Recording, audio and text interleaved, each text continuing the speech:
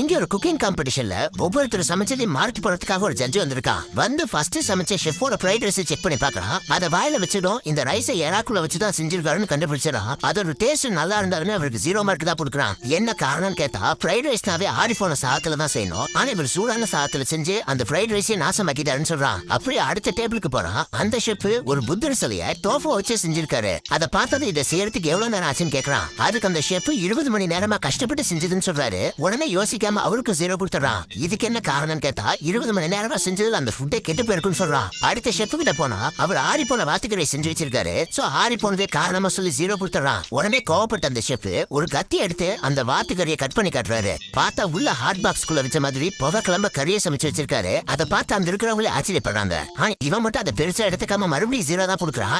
ஏன்டான்னு கேட்டா அந்த ஷெஃப் அழகா இல்ல இவர மாதிரி அவங்க ரெஸ்டாரண்ட்ல இருந்தா பசியில வர்ற கஸ்டமர் கூட சாப்பிடாம போயிடுவான்னு சொல்றான். அதை கேட்டு அந்த ஷெஃப் மன உளைச்சலுக்கு ஆளாயிடுறாரு. அப்ப அந்த ப்ரோக்ராம நடத்திட்டு இருக்கிற ஹோஸ்ட் அப்ப உங்களுக்கு எந்த மாதிரி செஞ்சா பிடிக்குன்னு கேட்கறான். அதுக்கு இவன் சமையல் வெறும் பிளேட்ல வைக்கிற டெக்கரேஷன் இல்ல அது மனசார உணர்வோட செஞ்சு கொடுத்தாதான் வரும்னு சொல்றான்.